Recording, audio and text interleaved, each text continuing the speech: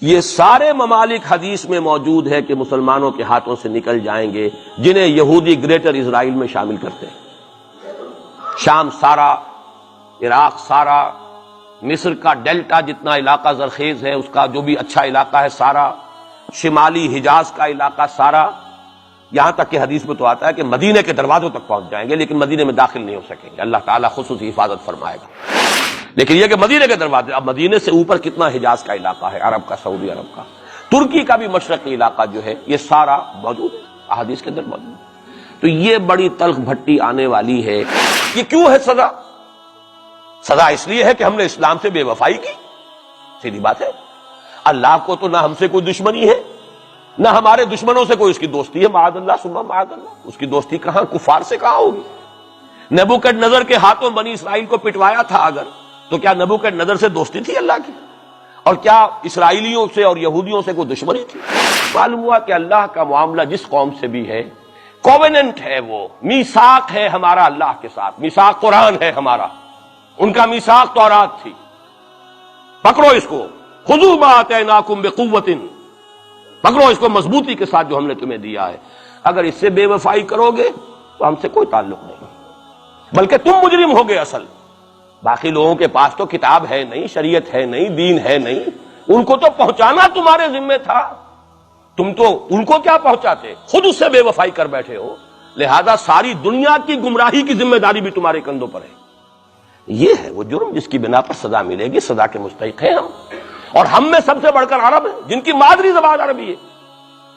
جن کو صرف نحو پڑھنے کی ضرورت نہیں قرآن سمجھنے کے لیے، وہ تو از دل خیزت بر دل ریزت، براہ راست کمیونیکیشن قرآن سے ہو رہی ہے۔ وہ بے وفائی کریں تو ظاہر بات ہے مہا مجرم وہ ہے۔ لیکن پھر غیر عرب مسلمانوں میں اس وقت روئے ارضی پر سب سے بڑی مجرم قوم 10 کروڑ مغربی پاکستانی،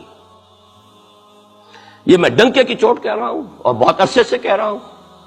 اس لیے کہ ہم وہ لوگ ہیں کہ جنہوں نے اسلام کے نام پر ملک بنایا۔ کوئی ملک دوسرا دنیا میں اس وقت اسلام کے نام پر نہیں بنا۔ ہم وہ لوگ ہیں پاکستان بنانے کے لیے لاکھوں جانیں مسلمانوں کی کلمہ گوؤں کی گئیں اور ہزاروں عصمتیں لوٹیں، اور نہ معلوم کتنی مسلمان لڑکیاں اور عورتیں جو ہے رہ گئی پھر بھی ہمیشہ ہی سکھوں کے پاس، اور وہ آئی نہیں پاکستان اس اسلام کے نام پر۔ اور کیا کیا ہے ہم نے؟ 46 برس ہو گئے، اس کہاں اسلام ہوا؟ لہذا اس سے بڑی مجرم قوم عربوں کے بعد، ہم یہ کہہ سکتے ہیں ہمارا عام آدمی قرآن نہیں پڑھتا، قرآن جانتا نہیں، ٹھیک ہے، اپلی ہے کچھ نہ کچھ،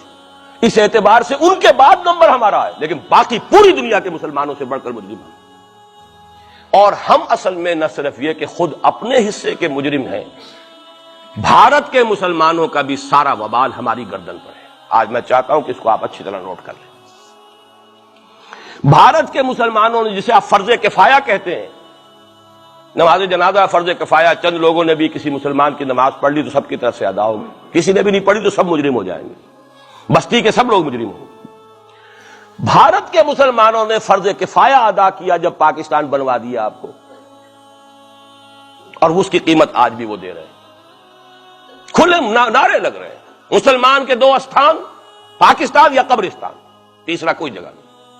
ڈنکے کی چوٹ کہا بابری مسجد کے بعد LK اڈوانی نے، ہم ساری مسجدیں گرا دیں گے ہندوستان کی، کوئی مسجد باقی نہیں چھوڑے۔ ڈنکے کی چوٹ، اعلانیہ، یہ سب کچھ ہو رہا، اور یہ نعرے تو نامعلوم کب سے لگے، اور نامعلوم کب سے میں یہاں ان مسجدوں کے اندر بھی اور اپنی تقریروں میں غور کرتا رہا کہ کیا وہاں ہو رہا، لیکن ہمارے تو کان پر جوں نہیں ریگتی، ہمارے تو وہی دھندے ہیں، وہی کاروبار ہے، اپنا بزنس ہے، اس کے سارے مسئلے ہیں، اس کی اپنی بلڈنگیں ہیں، اپنی موٹریں ہیں، اپنے ٹیلی ویژن ہیں، اپنے کئی کورسز کے ڈنرز ہیں۔ اللہ خیر صلی اللہ، ہمیں بحث کیا اسلام سے؟ تو بتائیے ہم سے بڑا مجرم کون ہوگا؟ آج جو کچھ ہندوستانی مسلمان پر بیت رہی ہے اس کا جرم ہمارے کندھے پر۔ یہ میں جذباتی انداز میں نہیں کہہ رہا، میں تو 2 اور 2 4 کی طرح ثابت کر سکتا ہوں۔ انہوں نے فرض کفایہ ادا کر دیا، اور اس وقت یاد کیجئے مولانا ابوالکلام آزاد، مولانا مدنی، جمعیت علماء ہند کے علماء اپنے تقدس اور اپنے تدین اور اپنے تقوی کے اعتبار سے انکویسچنیبل، کوئی شک و شبہ نہیں ہو سکتا ان کی نیت پر اور ان کے تقوی پر اور کردار پر، انہوں نے کیا کہا تھا؟ یہی کہا تھا کہ یہ پاکستان بنا کر تم مسلمانان ہند کو 3 حصوں میں تقسیم کر دو گے۔ 3 میں کہا تھا، 2 میں نہیں، 3 میں، حالانکہ بظاہر تو ایک پاکستان بن رہا تھا نا، لیکن یہ مولانا ابوالکلام آزاد کے الفاظ تھے کہ 25 برس سے زیادہ یہ دو خطے یکجا نہیں رہ سکتے، اور 25 برس کیا 24.25 برس میں ٹوٹ گیا پاکستان، 25 برس پورے نہیں ہوئے، اور ان کے الفاظ تھے یہ کہ 25 برس سے زائد جمع نہیں رہ سکتے، 24.25 برس میں ختم ہو گیا، 16 دسمبر 1970 کو پاکستان ختم ہو گیا کہ نہیں ہو 71 کو۔ بہرحال نوٹ کرنے کی بات ہے، انہوں نے ہم نے کیا کہا تھا، میں بھی مسلم لیگی تھا، میں نے بھی نعرے لگائے ہیں، چاہے غیر شعوری دور تھا، ہائی اسکول اسٹوڈنٹ تھا، پاکستان کا مطلب کیا، لا الہ الا اللہ، فلک شگاف نعرے لگائے ہیں،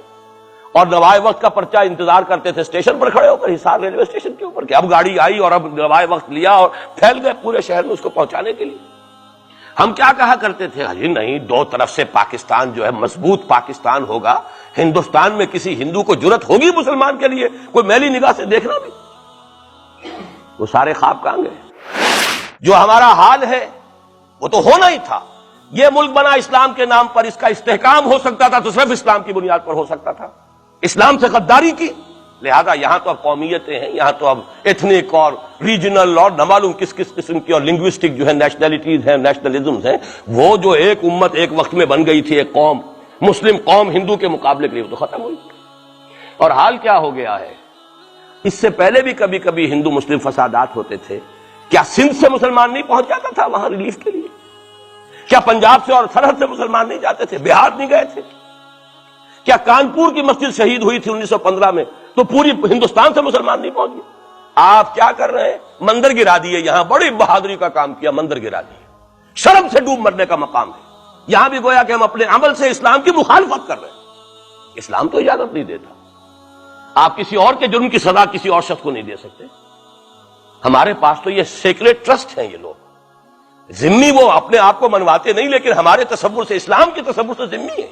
ان کی جان مال عزت آبرو، ان کی عبادت گاہوں کی حفاظت کا ذمہ ہے ہمارا، ایک بڑی بہادری کی ہے، ذرا سوچئے تو صحیح کیا دنیا نے سوچا ہوگا، اور نتیجہ کیا نکلا؟ اگر کسی درجے میں بھی بابری مسجد کی شہادت پر کوئی دنیا میں کوئی رائے عامہ ہو سکتی تھی کوئی ہندوستان کے خلاف، ختم ہو گئی، جو انہوں نے کیا 10 گنا تم نے کر لیا، تم نے ایک مسجد گرائی ہے، تم نے اتنے 100 کہتے ہیں، پتہ نہیں مجھے تو معلوم نہیں 100 گرائے کتنے گرائے ہیں، بہرحال جتنے مندر تھے تم نے گرا دیے، فرق کیا ہے؟ ایک کردار ہے تمہارا، ایک ہی تمہارا اخلاق ہے، ایک ہی تمہارا معیار ہے، کوئی فرق ہی نہیں، بلکہ وہاں تو کم سے کم یہ تو رہا ہے دنیا کی آنکھوں میں دھول ڈالنے کے لیے، کم سے کم یہ کہ فارن منسٹری جو ہے اس نے ریزائن کیا، ہم نے مان لیا جی ہم نہیں کر سکے، ہم مجبور ہیں، حالانکہ سب ان کی اجازت سے ہوا ہے، بلکہ ان کی ملی بھگت سے ہوا ہے، لیکن یہ کہ کلیان سنگھ نے فوراً استعفیٰ دے دیا، منسٹری ختم ہو گئی، پھر وہ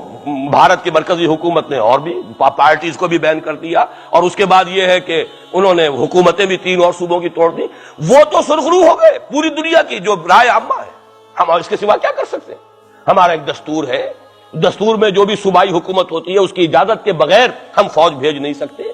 وہاں پہ صوبائی حکومت تھی، اس نے ہمیں یقین دہانی کرائی تھی، سپریم کورٹ کو بھی یقین دہانی کرا دی تھی کہ مسجد کو کچھ نہیں ہوگا، تو ہم تو اس کے اوپر ڈیپینڈ کر رہے تھے، ہے سب جھوٹ، سب کو پتا تھا جو کچھ ہوگا، اندر خانے ملی بھگت تھی، لیکن یہ ہے کہ کم سے کم انہوں نے فیس سیونگ کے لیے ان کے پاس مواد موجود ہے، آپ کے پاس تو وہ بھی نہیں، آپ کے تو اخبارات نے لکھا ہے کہ کارپوریشنز کے ٹریکٹرز جو ہیں گئے ہیں گرانے کے لیے، اور وزراء جو ہے، ایک وزیر کا نادر پرویز کا تو نام آیا ہے، اخبار میں خبر تھی، ہم نے بھی پڑھی تھی، فوٹو بھی دیکھا تھا کہ وہ خود ہاتھ میں پھاوڑا لے کر جو ہے وہ منظر گرانے کے لیے چلے۔ یہ جو صورتحال ہے جان لیجئے، اس وقت میں آپ کو بتانا چاہتا ہوں ہندوستان کے مسلمان پر تو جو قیامت بیت رہی ہے، میں نے اپنا ایک تاثر کچھ عرصے پہلے یہاں شد بیان کیا تھا، رہا ہے میرا تاثر، اور وہ ہے اصل میں وہ لاسٹ سپر جو ہے انجیل میں جس کا تذکرہ ہے حضرت مسیح علیہ السلام نے جو آخری کھانا رفع سماوی سے قبل کھایا ہے اس باغ میں جہاں روپوش تھے اپنے حواریین کے ساتھ، تو اس میں یہ الفاظ آئے ہیں، میں نہیں جانتا صحیح ہیں غلط ہیں، وہ ایک علیحدہ بات ہے، کہ آپ نے وہ روٹی توڑی اور کہا کھاؤ، eat and this is my flesh, یہ میرا گوشت ہے، کھاؤ، اور اس کو کہتے ہیں وائن، کوئی مشروب ہوگا جو بھی ہوگا، ڈالا کہ پیو، drink and this is my blood. میرا احساس ہمیشہ یہ رہا ہے، اس کے بعد کچھ ماند پڑ گیا، جب یہاں مسلمان نے یہاں مارا ہے اور کچلا ہے اور زندہ آگ میں جلایا، پھر بات ختم ہو گئی، میرے دل کے اوپر سے وہ احساس ختم ہو گئے۔ وہاں ہندو کے ہاتھوں جب مسلمان کے ساتھ یہ کچھ ہوتا تھا تو پھر جب میں کھانا کھاتا تھا محسوس کرتا تھا کہ میں ہندوستانی مسلمان کا گوشت کھا رہا ہوں اور ہندوستانی مسلمان کا خون پی رہا ہوں۔ یہ ہمیں عیش جو یہاں حاصل ہے، جو آرام حاصل ہے، جو ہمیں یہاں پر سہولتیں حاصل ہیں، جو معاشی اس کی کاسٹ پر ہے. اس نے آپ کو یہ ملک لے کر دیا اور آج تک اس کی قیمت ادا کر رہا ہے، اور ہم جو ہے عیش کر رہے ہیں، گل چھرے اڑا رہے ہیں. یہاں جس کے پاس 2 پیسے ہو گئے برقع اتار کے اس نے پھینک دیا. یہ معلوم ہوتا ہے کہ یہ تو مفلسی کو چھپانے کا ذریعہ تھا. 4 پیسے ہوں، اچھے کپڑے پہنے ہوئے ہوں، میک اپ صحیح کیا ہوا ہو، تو پھر برقعے کی کیا ضرورت ہے؟ اور میں نے شاید سنا ہے آپ کو، مجھ سے تو چند لڑکیوں نے یہ الفاظ کہے باقاعدہ. میں جب پریکٹس کرتا تھا لاہور میں کرشن نگر میں، تو ایک گھرانے کی، اور مجھے معلوم ہوا کہ ان کے والد انتہائی نیک تہجد گزار. کئی لڑکیاں تھیں بہنیں، ایک ہی تقریباً عمر 200 سے 1.5 سال کی. کبھی وہ آتی تھی کلینک میں میرے تو برقعے سمیت، کبھی آ رہے ہیں تو بغیر برقعے کے. میں نے پوچھا یہ کیا تماشا ہے آپ لوگوں کا، کبھی بغیر برقعے کے کبھی برقعے سمیت. صاف جواب دیا. میں ان کے الفاظ کوٹ اینڈ کوٹ میں ان کے الفاظ کوٹ کر رہا ہوں.